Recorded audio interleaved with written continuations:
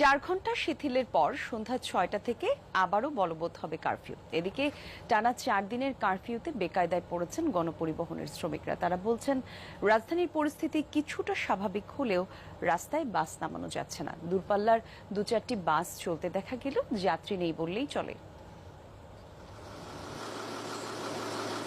অলস সময় পার করছেন বাস চালক, স্টাফ সহ পরিবহন শ্রমিকরা। পথে গাড়ি নামেনি, তাই পকেটও খালি।